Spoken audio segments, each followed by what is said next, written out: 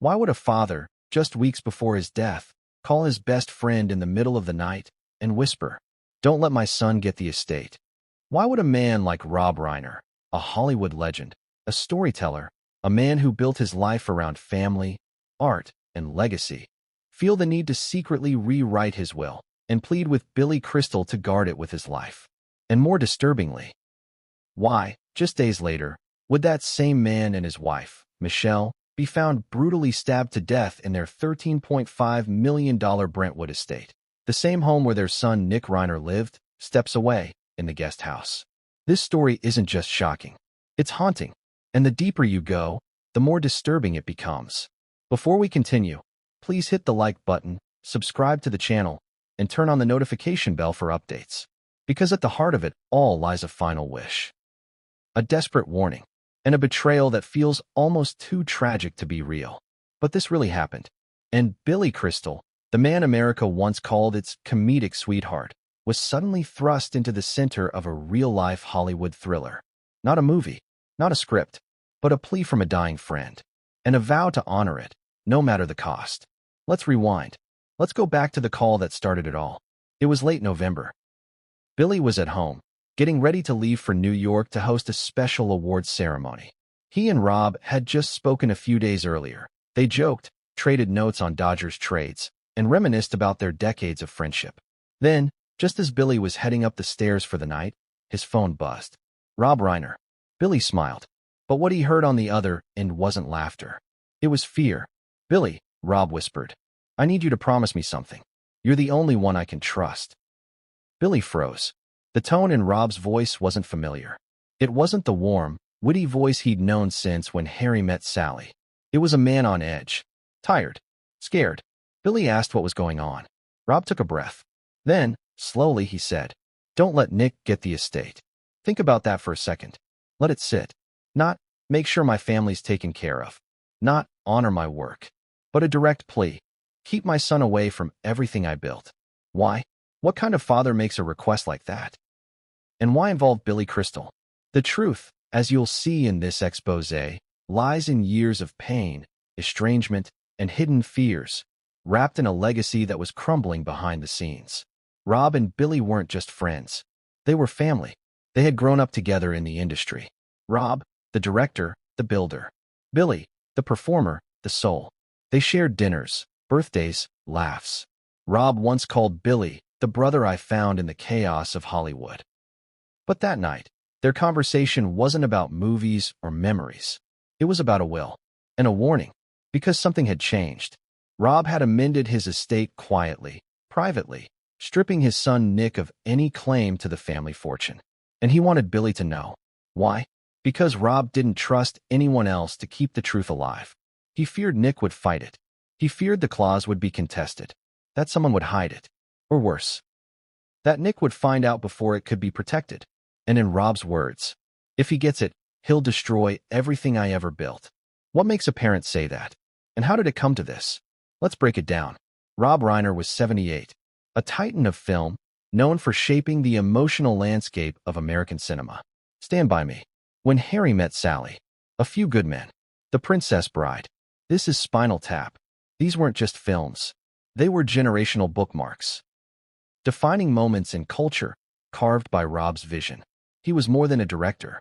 He was a storyteller, a mentor, a symbol of legacy. His marriage to Michelle Singer lasted over 30 years, rare in Hollywood, where commitment often fades with spotlight. To the world, Rob was the good guy, a creative force, a family man. But inside those Brentwood gates, the picture was much darker. Nick Reiner, the only son, the heir, the enigma. 32 years old, born into privilege, raised in the glow of red carpets, private jets, and film sets, but also born into shadow. By his teens, Nick had already entered rehab. His struggle with addiction was well documented. Arrest records, therapy, family interventions. Rob tried everything. He funded multiple recovery programs, brought in specialists, even co-wrote a film with Nick about his son's journey through addiction, a cry for help wrapped in a screenplay. But despite Rob's efforts, something never quite healed. Friends close to the family described Nick as brilliant but unstable, polite at dinners, but volatile behind closed doors. One family friend recalled, Rob used to say, "I love my son, but I don't know who he is anymore." Over the last few years, tensions deepened. Nick moved into the guest house, a generous gesture from Rob, but one that quickly turned into a point of concern. Michelle reportedly asked Rob more than once, "Do you really think it's safe having him this close?" Then came the whispers, the threats, the arguments over money, the paranoia. Rob began locking the upstairs door at night, not because he feared intruders, but because he feared the person already living on the property. And that's when Rob made the change. The new will, the secret clause, the removal of Nick from all major estate inheritances, including intellectual property rights, investments, even the Brentwood home. Rob gave control to Romy, his daughter. An illegal document filed under coded trust names confirmed the change. But Rob didn't just want it on paper. He wanted someone watching it, someone the public trusted, someone untouchable, someone like Billy Crystal. Now stop and ask yourself, why would a man so revered, so loved, go to such extreme measures? What was he really afraid of? And more importantly, what did he know was coming? Because just 18 days after that phone call, Rob Reiner and his wife Michelle were dead, brutally murdered in their Brentwood estate. Multiple stab wounds, sharp force injuries listed as cause of death. Time of death, Sunday, December 14th. The bodies were discovered not by neighbors, not by police on patrol, but by Romy, their daughter, who, according to reports, told the 911 dispatcher, "There's blood. They're gone. And I know who did it." Nick was arrested that same night. He didn't run. He didn't cry. He told officers he'd been asleep in the guest house, steps away from the carnage. And when asked about the estate, he said, "It's mine now, isn't it?" But here's the twist. The will that Rob wrote, the one he entrusted to Billy Crystal, had already been filed. Nick was cut out. Romy was the sole inheritor. And Billy? He was listed as an official witness to the amendment. Now it's a war between legacy and blood, between truth and cover-up. And what happened next would rip through the entire Hollywood community, dragging out secrets, evidence, and a final letter so shocking, even Billy wasn't ready for it. Because this wasn't just a murder. This was a message. And someone didn't want that message getting out. What would you do if your phone rang just past midnight, and on the other end was your best friend, whispering like someone was listening? What if that friend, a man you had laughed with, cried with, worked with, grown old with, suddenly sounded afraid? Would you take it seriously? Would you think he'd had a bad dream? Or would you realize, too late, that this was a goodbye? That's exactly what happened to Billy Crystal. And everything that followed, the murders, the arrest, the chaos, all began with that single call. A call that Billy would replay over and over again in his head, wishing he had done something differently, that he had pushed harder, that he had asked the one question he was too stunned to ask at the time. "Rob, what are you so afraid of?" It was a quiet Saturday night in Los Angeles. Billy had just finished watching an old movie with Janice, his wife of over 50 years. They were laughing about something one of the grandkids said earlier that day. Nothing dramatic, nothing strange, just a typical, cozy evening. Billy was in his slippers, halfway up the stairs, when his phone rang. He looked down. Rob Reiner. It wasn't unusual. They talked all the time. But at midnight? That was rare. He answered, smiling, expecting a joke or a late-night rant about politics or baseball. What he got instead was silence, then a breath. Then, finally, Rob's voice. "Hey, you up?" Billy's smile faded. There was something in Rob's tone. A tremble. A wait. "Yeah. Everything okay?" Pause. Another breath. "Can I tell you something? And I need you to really hear me." That's when Billy sat down on the stairs. Because this wasn't the Rob Reiner he knew. This was a man unraveling. The first thing Rob said wasn't about work, or family, or even his health. It was about Nick. "He's not doing well, Billy," Rob said quietly. "Worse than ever." Billy had heard this before, but never like this. "He's angry. He's saying things. Threats." Billy's heart dropped. "What kind of things?" Rob hesitated. "Stuff about legacy. The house. The money. He thinks he's owed something." Billy didn't say anything. He just let the silence fill the space. Then Rob added, "I changed the will." Billy blinked.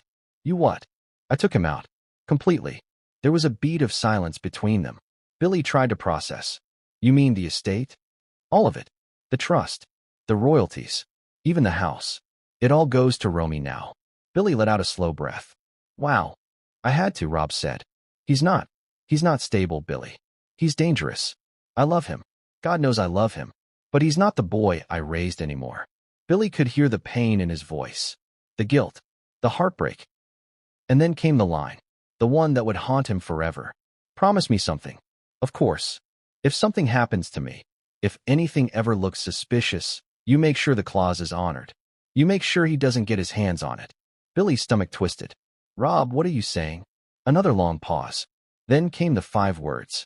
Soft. Desperate. Final. I don't feel safe anymore. Billy tried to get more out of him, but Rob deflected. It's probably nothing. Maybe I'm being paranoid. Maybe it's just late. But Billy knew better. This wasn't just paranoia. This was dread. And it was coming from a man who'd directed courtroom dramas and political thrillers, but now found himself living one. Before they hung up, Rob said something strange. I'm writing a letter. Just in case. I'll have it sent to you. Don't open it unless. He didn't finish the sentence. Billy never got to ask what unless meant. They said goodbye. And just like that, the call was over. Now pause for a second and ask yourself, what would you do? If your best friend, a man you respected, admired, loved, told you he feared his own son? Would you call the police? Would you call the son? Would you fly over and confront him? Or would you wait? Billy didn't know what to do. He didn't want to escalate something that might have been a misunderstanding. He didn't want to betray Rob's trust. But what he didn't realize was that Rob had already put something in motion. A will, a clause, and a letter, postmarked and sealed, that would arrive just 2 days after Rob and Michelle were murdered. The next morning, Billy tried calling Rob again. No answer. He sent a quick message. Thinking of you. Call me back when you can. But the phone stayed silent. And that silence was the beginning of the end. Because something had shifted. Rob Reiner, who had spent a lifetime making others feel safe through storytelling, couldn't even feel safe in his own home. And that's when Billy realized. This wasn't just about money. Or legacy. This was about survival. Rob's fear wasn't unfounded. He knew his son. He had seen the rage, the manipulation, the charm that turned on and off like a faucet. And most importantly, he had seen the obsession. Nick didn't just want love. He wanted control. Control of the house. The trust. The name. The Reiner empire. And when he found out he wasn't getting it, the consequences were catastrophic. Billy would later tell investigators that Rob had sounded not just worried, but resigned. He knew something was coming, Billy said. He just didn't know when. But someone else did know. Someone else had been watching, waiting, and listening. And that someone may have been a lot closer than anyone expected. Because what Rob didn't realize, or maybe what he feared the most, was that the very walls around him weren't protecting him anymore. They were closing in. And soon, a horrifying truth would be uncovered. One that made Billy question whether the will was ever enough to stop what was already in motion. Because here's what wasn't known at the time. Nick Reiner had already been snooping. 2 weeks before that final phone call. According to a confidential statement given by a former Reiner estate staff member, Nick had confronted his father in the kitchen. It wasn't violent. Not physically. But it was tense. He kept asking questions, the staffer later told police. About the estate. About what would happen when Mr. Reiner passed. It made everyone uncomfortable. And Rob? He brushed it off, publicly. But that night, he asked the security team to disable Nick's key card to the main house after 10 p.m. A quiet signal that something had changed. Rob Reiner, the man who had fought studios, networks, and critics for decades, was now fighting fear within his own home. And he couldn't win. After that final call with Billy, Rob reportedly grew more distant. Michelle, his wife, noticed it. According to one of her close friends, Michelle had confided something chilling just days before her death. Rob's not sleeping. He keeps the doors locked even when Nick's not home. He won't tell me everything, but he's scared. Think about that. A man with private security, cameras, legal firewalls, still terrified. Not of strangers, but of his own flesh and blood. And the only person he trusted? Billy Crystal, the man he laughed with at red carpets. The man who had once stood beside him at Romy's school recital. Now, that same man was being asked to guard a legacy. What does that kind of promise feel like? What's it like to hang up the phone and wonder if that was the last time you'd hear your friend alive? Billy didn't sleep much that night. He kept replaying the conversation. Don't let Nick get the estate. Promise me. I don't feel safe anymore. And more than anything else, those 5 words haunted him. Why would Rob say that? What did he mean? Was it a cry for help? Or had something already happened that made him certain Nick was beyond reason? Billy didn't know, but someone else might have. Rob Reiner. She had been visiting more often, checking on her parents. And privately, she'd been texting Billy. One of those texts, now part of the official case file, was sent the day before Rob's death. It read, "Dad's scared again. Nick's acting weird. He keeps asking about the trust. I don't like this." Billy replied, "Talk to your dad. I'm here if you need anything." Romy's response, "I tried. He won't open up. Says he took care of it." Took care of it. What did that mean? Had Rob anticipated something would go wrong? Did he think the will would be enough? Or was the letter the one he mentioned on the phone, his final safety net? 2 days later, Billy got that letter. It arrived by courier. Sealed. Heavy. He didn't open it. Not yet. Something inside him said wait. He hadn't heard from Rob in 48 hours. Texts went unanswered. Calls rang out. Then came the headline. Director Rob Reiner and wife found dead in Brentwood home. Billy dropped the letter. It landed on the kitchen tile with a soft thud. He didn't cry. He didn't speak. He just stared. Because in that moment, everything became clear. Rob knew. He hadn't been paranoid. He hadn't been dramatic. He had been right. The police were called by Romy, who had stopped by that Sunday evening after getting a strange text from her father. Stay away from the house tonight. Everything's okay. Just stay away. It was the last message she'd ever received from him. When she arrived, the front door was locked. No lights. No movement. She used her spare key, walked inside, and froze. There was blood on the stairs. Then, a scream. Neighbors called 911 after hearing Romy's voice echoing into the night. By the time officers arrived, it was too late. Rob and Michelle were gone. Multiple stab wounds. Upstairs bedroom. Signs of a struggle. The house had not been broken into. But the guest house? Lights on. Curtains drawn. And inside, Nick Reiner. Nick was detained on the spot. No sign of a struggle on him. No injuries. But his clothing, his sweatshirt, had bloodstains. He claimed they were from cutting himself shaving. In the middle of the night? The police didn't buy it. And the moment they told him his parents were dead, his first words were, "So what happens to the house now?" Not what. Not oh my God. Not even who did this. But what happens to the house now? That's when detectives knew. This wasn't grief. It was calculation. Billy flew to LA the next day. He went straight to the police station. Told them everything. The call. The will. The warning. And finally, the letter. He opened it with shaking hands. Inside was a single page. Handwritten. Signed. Dated. It read, "If you're reading this, I didn't make it. I don't know how, or when, or what it will look like, but I know it's coming. Nick is not well. He will not stop. You have to protect Romy. You have to protect what I've built. I'm sorry to ask this of you, but you're the only one I trust." Signed, Rob. Billy read it twice, then handed it to detectives. He didn't cry, but he did whisper something. "I should have done more." Now let's be honest. You'd think that would be the end of the story. You'd think the will is solid, the warning was clear, the suspect is in custody. But it wasn't that simple. Because what came next would shock even Billy Crystal and turn a closed case into a media firestorm. Was Nick Reiner born broken? Or did something along the way quietly fracture him? That's the question investigators, journalists, and even people who knew the family well have been asking, because the public image of Nick Reiner and the private reality could not be further apart. On paper, he was the lucky one, the only son of a Hollywood legend, born into comfort, opportunity, access. But behind the gates of the Brentwood estate, behind the smiles at premieres and charity dinners, lived a man many described with the same unsettling phrase: unpredictable. And unpredictability, when mixed with resentment and entitlement, is a dangerous thing. Nick Reiner grew up surrounded by greatness. His grandfather was Carl Reiner, comedy royalty. His father was Rob Reiner, a director whose films shaped generations. Nick didn't just inherit a famous last name. He inherited expectations. From the moment he could walk, people assumed he would follow in the family footsteps.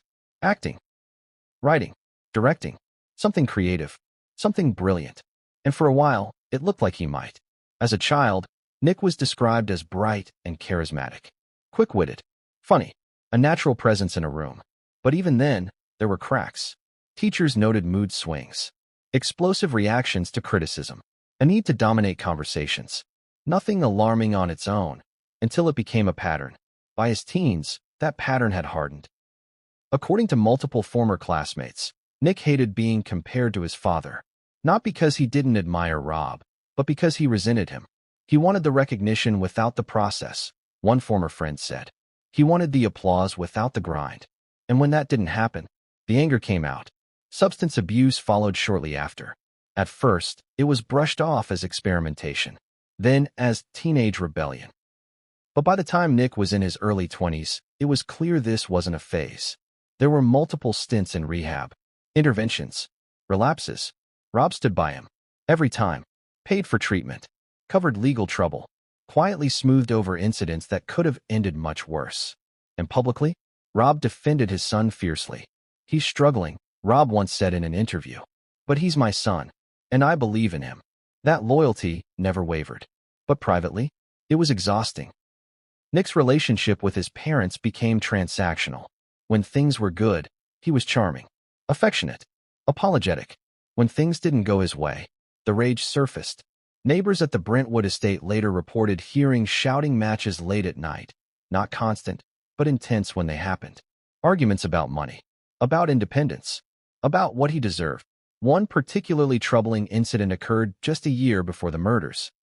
Nick allegedly screamed at Rob during a family dinner, accusing him of hoarding the legacy and treating him like a liability. Michelle reportedly left the room in tears. Romy didn't speak to her brother for weeks afterward. And yet, Rob still let Nick stay. Why? Because Rob believed in redemption. Because Rob believed family meant endurance. Because Rob believed love could fix what anger had broken. But love can only stretch so far. The guest house became Nick's world. Physically close. Emotionally distant. He lived just steps away from his parents. Close enough to watch. To listen. To feel included without actually being involved. And according to investigators, that proximity may have intensified everything. Nick wasn't just aware of his parents' wealth. He was obsessed with it. He asked about the house constantly. The trust. The royalties from Rob's films. He wanted timelines. How much is the estate worth? What happens when you're gone? Why does Romy get a say? These weren't casual questions. They were interrogations. Romy saw it before anyone else did. She had moved out years earlier, building a life of her own. She visited often, but each visit came with tension. She was scared of him, one family friend said. Not physically at first. Emotionally. Psychologically. Romy reportedly told friends that Nick would stare at her during arguments, silent, seething, as if calculating something. And when Rob rewrote the will, Nick changed. This is where things take a darker turn. According to a forensic review of Nick's phone, his search history shifted dramatically in the weeks before the murders. He wasn't searching for jobs or recovery programs. He was searching for how to contest a will. What makes a will invalid? Estate disputes, sibling rights. At the same time, he began asking estate staff oddly specific questions. What documents does Dad keep locked away? Who has access to the safe? Where are the legal files stored? Staff members brushed it off, until one of them overheard Nick muttering something chilling. He thinks he can erase me. Erase me. That phrase would come up again. Nick didn't see the will change as a boundary. He saw it as betrayal. To him, Rob wasn't protecting the legacy, he was stealing it. And in Nick's mind, stolen things could be taken back. Let's pause here and ask something uncomfortable. How much responsibility does a parent have when their adult child becomes dangerous? Rob tried everything. Support, therapy, boundaries. But he never cut Nick off completely. And some experts now argue that decision, made out of love, may have fueled Nick's sense of entitlement even further. Because when consequences are delayed long enough, they stop feeling real. By the time Rob confided in Billy Crystal, Nick had already begun isolating himself. He stopped attending family gatherings, stopped responding to Romy's messages. And then, suddenly, he started hovering again. Watching, listening. He'd appear unexpectedly in the main house, sit silently at the kitchen table. One staffer recalled Nick once saying, "Everything here belongs to me anyway." When asked what he meant, Nick just smiled. The night of the murders didn't come out of nowhere. It came at the end of a long emotional collapse. Nick knew something had changed. He felt it in the way Rob avoided him, in the locked doors, in the tension that filled every room. And most importantly, he sensed that his future was slipping away. The will wasn't just paperwork. To Nick, it was an execution, a declaration that he was no longer wanted, no longer trusted, no longer included. And that's when resentment turns into something else, something final. Detectives would later describe Nick as emotionally detached during questioning. No tears, no shock, just irritation. He asked about timelines, procedures, and yes, the estate. But here's the part that unsettled investigators the most. When asked about his relationship with his father, Nick didn't describe love. He described ownership. He was my dad, Nick said. He owed me. Owed me. That single phrase reframed everything. Nick didn't believe he was being disinherited. He believed something was being taken from him.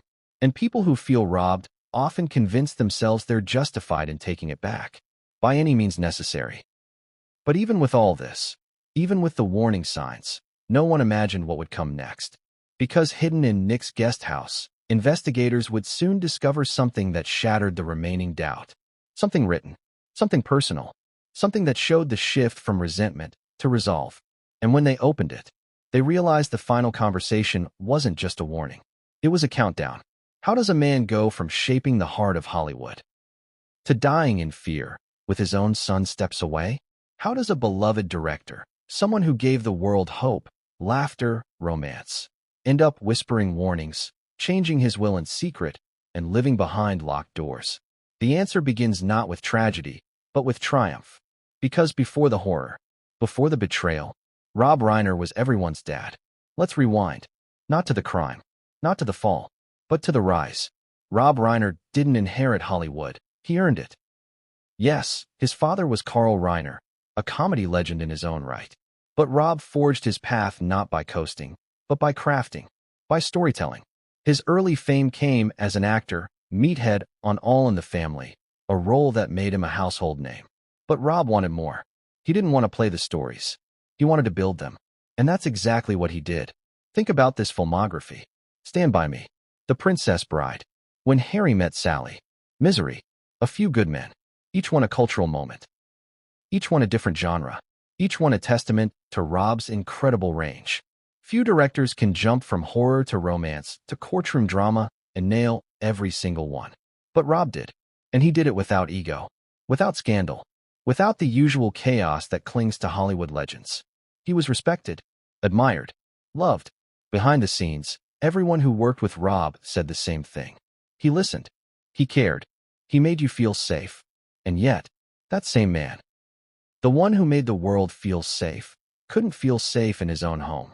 Rob's reputation wasn't built overnight. He didn't just direct his actors. He mentored them. He helped shape careers. Meg Ryan, Tom Cruise, Billy Crystal, Jack Nicholson. He believed in collaboration, not control. He wasn't loud. He wasn't flashy. He was thoughtful, curious, empathetic. The kind of man who asked how your mom was doing and meant it. But here's the contradiction that haunted Rob his entire life. He could fix other people's problems, but not the one in his own family. When Nick began spiraling in his teens, Rob took it personally. Not in an angry way, but in a heartbroken way. He blamed himself. He asked where he went wrong. He wondered if his career had stolen too much time. He used to say, "I was out saving other characters and forgot to save my own son," said one close friend. But Rob didn't give up. He threw himself into Nick's recovery with the same intensity he brought to directing. There were family counseling sessions, trips to detox facilities, sleepless nights reviewing treatment plans. At one point, Rob even co-wrote a film with Nick, a semi-autobiographical piece about addiction, redemption, and fatherhood. It was meant to heal them. And for a moment it did. But the piece didn't last. Rob once told an interviewer, "Parenting doesn't stop when your kid turns 18. It gets harder. You're watching someone try to carry the weight of your name, and sometimes that weight crushes them." Nick wasn't just a son. He was a shadow. And as Rob's light grew brighter in Hollywood, Nick's resentment grew deeper. That's the cruel irony, isn't it? The more Rob succeeded, the more Nick felt like he was failing. In public, Rob never wavered. He praised Nick. He defended him. He believed in the possibility of change. Privately, though, he was drowning. Friends said he began to withdraw in recent years. He stopped hosting dinner parties, turned down speaking engagements. He didn't want to be away from home, not because he was needed, but because he was watching. The Brentwood estate, a sprawling mansion worth over $13 million, was supposed to be their sanctuary, a place for quiet, comfort, retirement. Instead, it became a pressure cooker. Rob and Michelle in the main house, Nick in the guest house, and the air, always tense. Security was tightened. Locks were changed, not for burglars, but for someone already inside. It was Rob who made the call to install new cameras. He told staff not to discuss finances around Nick. He asked his assistant to reroute bank statements to a different address. All signs of a man bracing for impact. And yet, he said nothing publicly. Why? Because Rob Reiner had spent a lifetime crafting stories about heroes. And he couldn't bear to admit that his own might not have a happy ending. That's what makes this story so heartbreaking. Rob wasn't a bad father. He was a desperate one. He fought for Nick, believed in Nick, bet everything on Nick, over and over again. Until finally, in the last year of his life, he realized he couldn't afford to be wrong again. The day Rob changed his will was quiet. No announcement, no press, no drama. He met with his longtime lawyer, signed the amendment, left clear instructions. Romy would inherit the estate. Billy Crystal would be notified. And Nick? Nick would receive nothing. No trust, no access, no rights to intellectual property, not even the guest house. It wasn't an act of cruelty. It was an act of protection. Rob was protecting the legacy he built, the daughter he loved, the people who would carry on his name. He was trying to do in death what he couldn't do in life. But here's the twist. Even in that moment, even as he signed away his son's inheritance, Rob still hesitated. He asked his lawyer, "Is there a way back from this, if he gets better?" Because some part of him still held out hope. Even as the locks clicked, even as the cameras turned, even as the trust documents were sealed, Rob still wanted a future where Nick healed, where the Reiners came together, where the story ended peacefully. But real life doesn't always follow the script. And Rob Reiner's final chapter was not written in a studio. It was written in blood. After the murders, tributes flooded in. Celebrities, directors, co-stars. They called Rob a giant, a mentor, the soul of Hollywood. Billy Crystal posted a black and white photo of them laughing behind the scenes of When Harry Met Sally. His caption? "He made the world feel safe. I wish we could have done the same for him." That post went viral. Millions of likes, thousands of comments. But none of it could undo what had happened. None of it could bring him back. And none of it could explain why, just weeks before his death, Rob had looked over his shoulder while on the phone with Billy, as if someone might be listening. Because someone was. And what Rob didn't know, what none of us knew, was that Nick wasn't just angry. He was preparing. And deep in that guest house, behind locked doors and shuttered windows, he was already planning the unthinkable. What would push a father to cut his son out of everything? Not just reduce his share, not just delay the inheritance, but erase him completely from the future, from the legacy, from the trust, from the home? It wasn't just a financial decision. It was emotional. It was protective. And in Rob Reiner's case, it was urgent. Because when he changed his will, he did it in secret. No fanfare. No big meeting. Not even a heads up to Nick. It was swift, decisive, and buried in a sealed amendment. And now we know why. Because Rob wasn't trying to punish his son. He was trying to survive him. The meeting took place in a small, private law office in Santa Monica. Not the one Rob had used for most of his Hollywood-related contracts. No entourage. No assistants. Just Rob, his longtime estate attorney, and a file folder with 2 pages. On those 2 pages, the complete restructuring of the Reiner family fortune. In this new document, referred to legally as Amendment C, Rob revoked the prior heir designations that included Nick.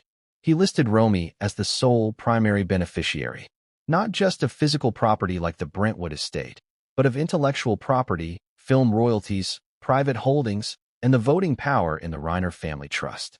Nick wasn't just excluded. He was denied influence. Rob didn't want him having a seat at the table. He didn't want him managing rights to his movies. He didn't want him using the Reiner name to control anything. And at the bottom of the second page, Rob had handwritten a note. for the preservation of legacy and peace. Powerful words. But what exactly was Rob trying to preserve, and from what?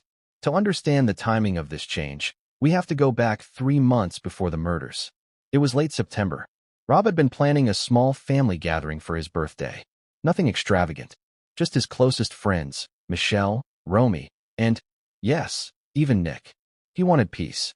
But peace didn't come. According to multiple sources, the dinner ended in a heated exchange between Rob and Nick after a casual comment about retirement and future planning. Nick reportedly said, "So when's the money train stop? Or do I have to wait until you're in the ground?" Guests thought he was joking. Rob didn't. He left the table, spent the rest of the evening in his office. That night, according to a staff member, Rob told Michelle, "He's not getting it. Not a cent. I won't let him ruin it." Less than a week later, the appointment to amend the will was booked. Now here's the twist most people don't know. The clause that removed Nick was more than just a line of text. It was watertight.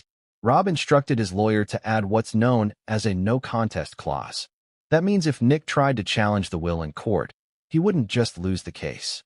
He'd lose any potential remaining rights he might have had, including even minor family trust access or emergency funds. In legal terms, Rob made the clause poison pill proof. He was sending a message, not just to Nick, but to anyone who might try to undo his final wish. But Rob wasn't done. He made one more move. He sent a copy of the amendment and a private letter to Billy Crystal. Why Billy? Because Rob didn't trust lawyers alone. He didn't trust systems. He trusted people. And Billy, in his words, was the only person who knew the real story. The only person who'd seen the private toll Nick's behavior had taken. Billy had watched Rob agonize for years, not just about finances, but about what kind of man his son was becoming. So Rob asked Billy not to hold the document, but to witness it emotionally, to remember the fear in his voice, to stand by the decision if it was ever questioned. And when Rob died, that letter would be the key to everything. Here's where the story gets even darker. According to documents later released in court, someone did try to access Rob's estate documents 2 weeks before the murder. A man, believed to be Nick, called the law office pretending to be an assistant. He asked about changes to the family trust, said Rob had asked for an emergency copy, gave the correct address and contact info. But the receptionist flagged the request. Rob hadn't mentioned a new assistant, and the voice sounded too young. She declined the request. When Rob was informed, he reportedly went silent for a moment, then simply said, "It's starting." That was the moment he knew. He was being watched. Not by paparazzi, not by the media, by his own son. And it was no longer just about money. It was about control. So what exactly was in the estate? Why was it such a point of obsession? Here's the breakdown. The Brentwood estate, $13.5 million. Royalties from Reiner's films, estimated $22 million. Equity stakes in production companies, including Castle Rock Entertainment, $10 to $15 million. Art, memorabilia, classic film rights, investments, and intellectual property, $20+ million. Family trust accounts and life insurance policies, estimated $8 million. Total estimated value, over $75 million. And Nick was written out of all of it. But he didn't know that yet. At least, not officially. Which raises a chilling question. Did he suspect? Did he find out? Or did he just feel it slipping away? Because something changed in Nick's behavior right after the amendment. He became erratic, less visible in the house, but more aggressive in his communication. He left voice messages on Romy's phone demanding his share, accused Rob of rigging the family tree, sent a cryptic text to Michelle that read, "If I'm not family, what am I?" That text, according to legal records, was forwarded by Michelle to Rob, along with the words, "This scares me." The amendment wasn't just legal. It was emotional. It was Rob finally setting a boundary, the kind he'd avoided for decades. But boundaries, when set too late, can sometimes spark explosions. And that's exactly what happened. Because while Rob had covered every legal loophole, he never expected his final chapter would be written not in a courtroom, but in his own home. Investigators would later say the amendment was the trigger. The moment Rob signed it, the fuse was lit. And someone in that house was just waiting for the spark. What happens when fear becomes fact? When the thing you prayed was just paranoia knocks on your door in the dead of night? Rob Reiner knew something was coming. He felt it. He saw it. But no one, not even a man who spent a lifetime crafting suspenseful stories, could have scripted what actually happened inside the Brentwood estate on the night of Sunday, December 14th. Because this wasn't a burglary. This wasn't random. This was personal. And it all began with silence. December 14th, 2025, 7:42 p.m. The last confirmed communication from Rob Reiner was a text message to his daughter, Romy. Don't come over tonight. All's well. Love you. Short. Simple. But strange. Romy had been planning to swing by after dinner. Nothing unusual. A quick hello. Maybe help her mom wrap a few Christmas gifts. The message made her pause. All's well. It didn't sound like Rob. She replied, You sure? You sound off. No response. She texted again 10 minutes later. Still no answer. Then silence. 8:11 p.m. Guest house security camera disabled. According to police reports and home automation logs, the external security camera aimed at the guest house entrance was manually disabled at exactly 8:11 p.m. Not glitched. Not disconnected. Manually turned off. Investigators would later confirm that the control panel was located inside the guest house. Which raises the question. Why would Nick disable the only camera aimed at his door? 8:19 p.m. Michelle's final phone call. At 8:19 p.m., Michelle Reiner called a friend, her college roommate, and left a brief voicemail. Her voice was calm, but distracted. Hey, just wanted to say hi. I think something's weird with Nick. Rob's talking to him now. I'll call you tomorrow. That was the last time anyone would ever hear her voice. 9:04 p.m., panic button triggered. Inside the Reiner estate, a high-end security system included panic buttons discreetly installed in the master bedroom, office, and hallway.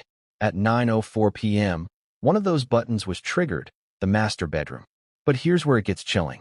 The alert was canceled remotely just 17 seconds later. The company attempted to call the listed emergency contact, Rob's cell phone. No answer. A backup call was made to the house line. Also no answer. The security team logged it as a user error. But now, in hindsight, it was the moment Rob tried to cry out for help, and someone silenced it. 9:36 p.m., lights flicker, power surge detected. A brief power surge was recorded on the east side of the estate, tripping lights in the hallway outside the guest rooms. This may seem minor, until you realize. That surge disabled the hallway security camera for 48 seconds. A window, a gap, and when the camera came back on, Rob and Michelle were gone. 10:02 p.m., Romy drives to the house. By now, Romy was uneasy. No replies, no calls, no good night texts from either parent, which they always sent. She grabbed her keys and drove. 12 minutes later, she was outside the Brentwood gates. And something immediately felt wrong. No lights in the house, but the guest house porch was lit. She used her gate code to enter, pulled into the driveway, walked up to the front door, knocked. Silence. 10:17 p.m., Romy uses her spare key. The door was locked, rare for a Sunday night. She used her spare. The first thing she noticed? The smell.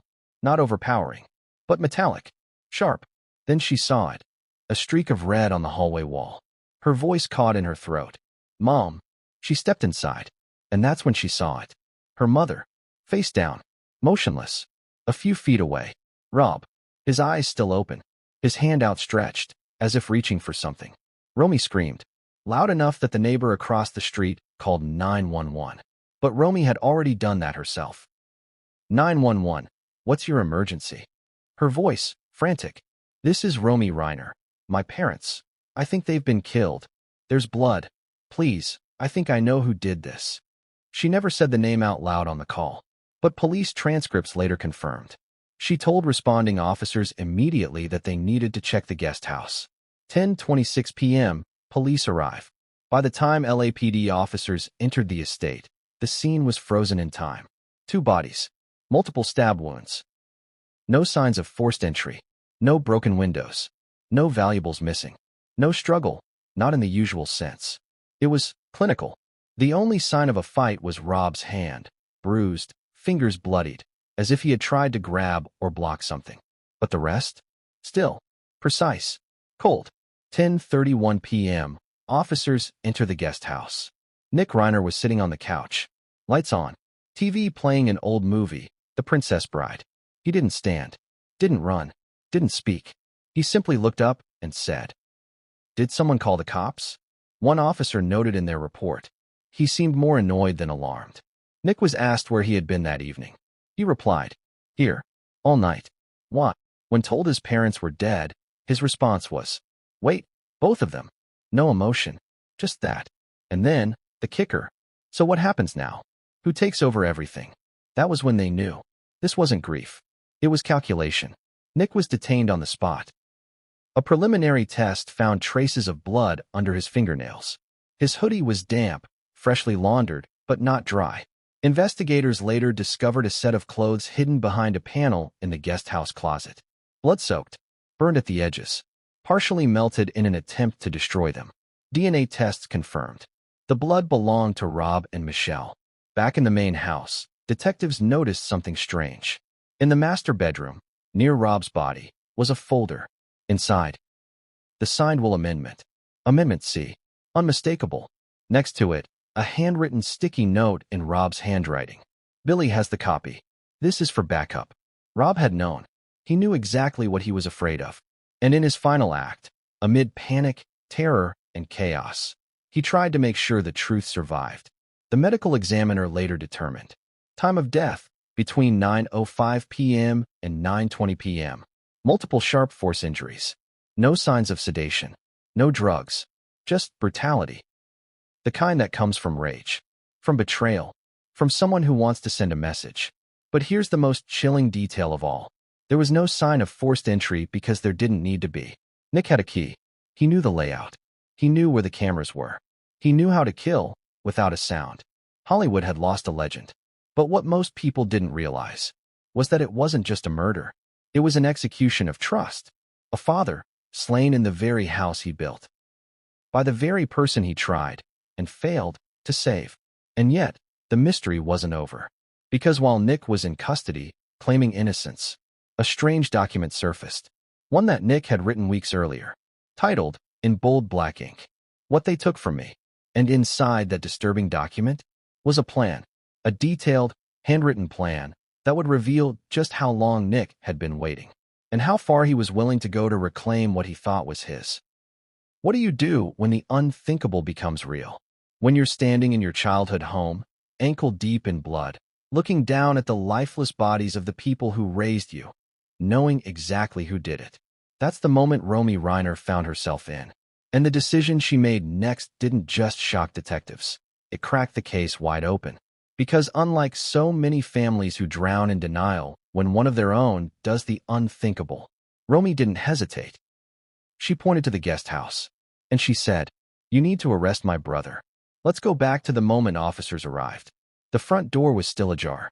Romy was outside, pacing in circles, hands covered in blood, her own parents' blood. Her voice was shaking, but her words were clear. "They're upstairs.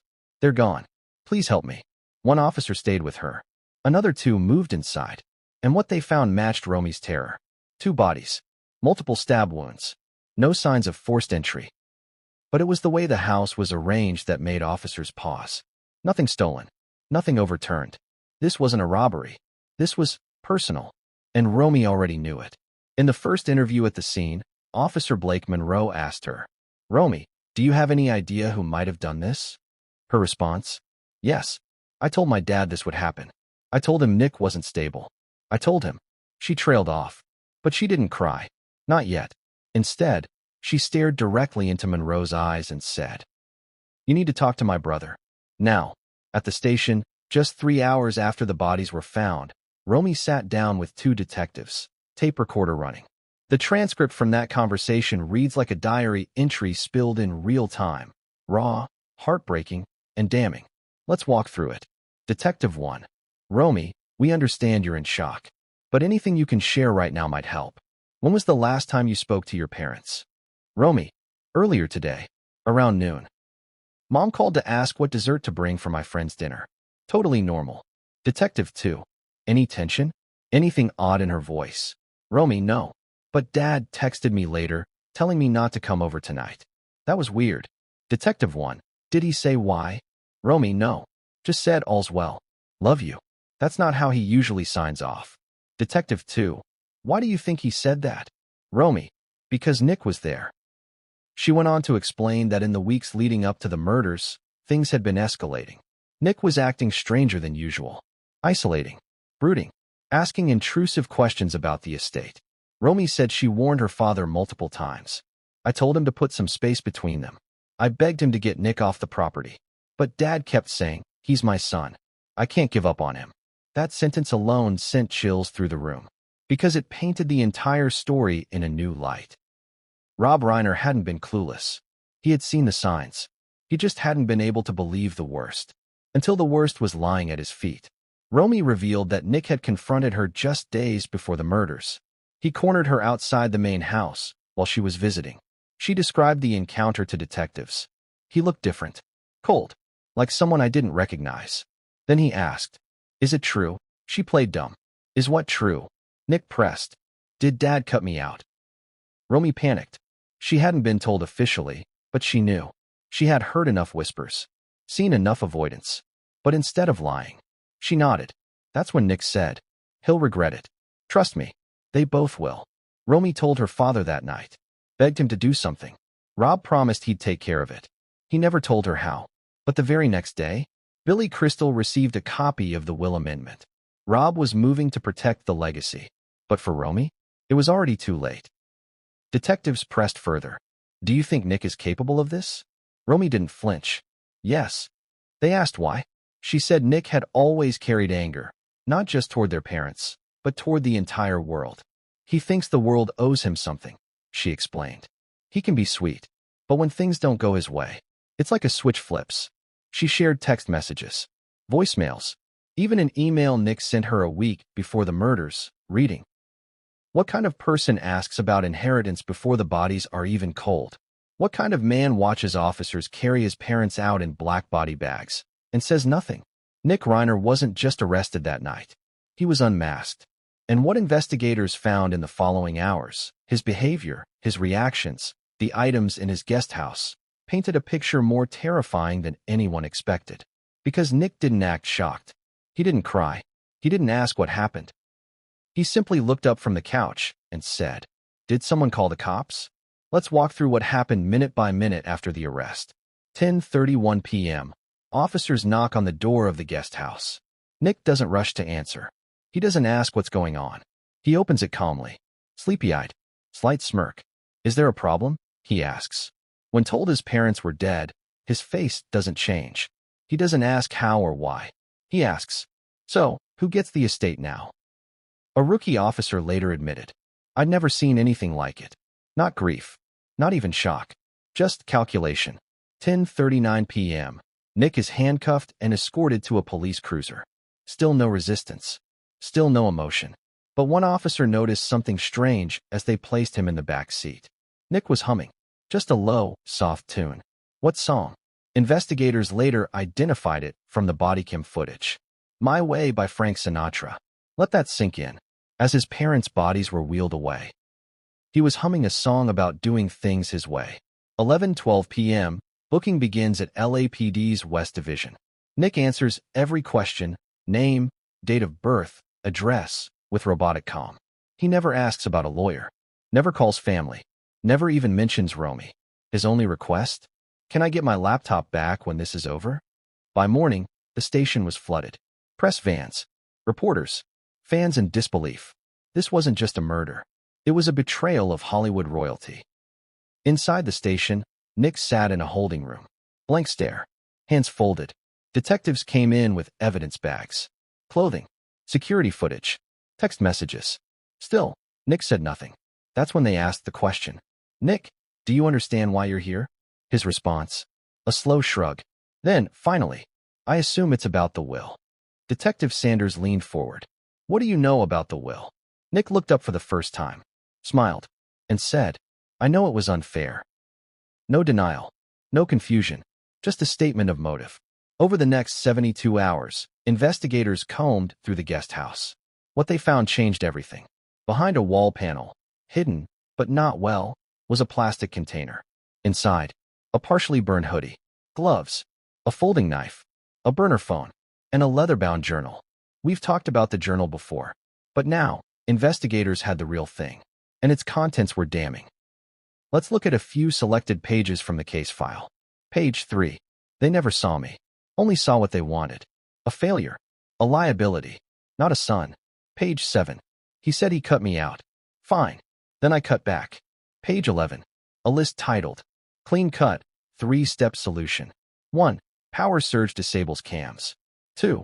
Remove threats, quiet, fast. 3. Control the story. Page 14. Sketch of the main house. Labeled entry points. Camera positions marked with red XS. Page 21. No one gets what's mine. Not Romy. Not anyone. The evidence was overwhelming. But Nick still wasn't talking. He refused to speak without a lawyer, which finally, after a day of silence, he requested. His defense? Temporary insanity. His lawyer claimed Nick had a dissociative episode, triggered by years of family trauma and emotional neglect. But prosecutors had something stronger. Intent, motive, premeditation, and most chilling of all, cold silence in the face of death. The media dubbed Nick the Heir of Ice. Headlines screamed, Hollywood horror, son kills legendary director. Reiner's legacy shattered by own blood. Nick Reiner's arrest stuns film industry. The public wanted answers. But Nick? He just sat there, waiting, as if none of it surprised him. Because deep down, maybe it didn't. Maybe he had always known it would come to this. But what Nick didn't know was that Romy had more than just suspicions. She had proof. And when she handed over that thumb drive to investigators, the one with the secret audio clip, it captured something no one expected. A voice, a confession, a threat. And suddenly, Nick's silence wasn't just disturbing. It was strategic, because he knew what was on that drive. And he knew, once it was played, there'd be no walking back what he said. What do people Google when no one's watching? What someone types into a search bar late at night, alone, angry, spiraling, says more about them than any staged interview, any court testimony, any carefully worded statement. And when LAPD's digital forensics team began digging into Nick Reiner's devices, they weren't just looking for emails or files. They were looking for intent. And what they found in Nick's search history left even the most seasoned detectives stunned. Because long before the murders, long before the estate documents were signed, Nick had already begun his descent into obsession. And he left breadcrumbs everywhere. Let's start with the basics. 3 devices were recovered from Nick's guest house. A personal laptop, MacBook Pro, 2022. A tablet, iPad Air, synced with his iCloud. A second, older Android phone, disconnected, but still functional. All were examined under warrant. What came back wasn't just disturbing. It was strategic. Nick had been preparing for something. And every typed word, every late-night query, told a story. Timeline. October, December 2025. This was the key window. Right after the tense birthday dinner. Right after Romy's warning texts. Right after Rob began making estate changes. Nick's search history during this period paints a picture of a man spiraling, not aimlessly, but with precision. Here are just a few entries. What happens if you're removed from a will? Can wills be contested after death? California estate law. Disinheritance. How to get a forensic copy of a trust. How to prove mental instability in elder family members. And then, how to fake a break-in. How to disable security cameras remotely. How much blood is in the human body? Where is the carotid artery? How long does it take to bleed out? Let that last one sit for a second. Because up until that point, you could have argued he was just curious, anxious, preparing for a legal fight. But that search, that was about murder. No interpretation, no wiggle room, just pure, calculated intent. Detectives found more. Bookmarks, saved threads from dark web forums, discussions about inheritance disputes, anonymous message boards discussing family elimination strategies, most too graphic to describe, and one file, downloaded and renamed, Exit Plan V2.pdf, a document copied from a subreddit where a user had laid out, step by step, how to disappear after a crime involving close relatives. Nick had highlighted sections, added notes in the margins. He wasn't fantasizing. He was studying. Then came the videos. A folder labeled simply, Research. Inside, surveillance footage tutorials, DIY knife-making clips, Video breakdowns of famous unsolved murders, with handwritten timestamps and notes.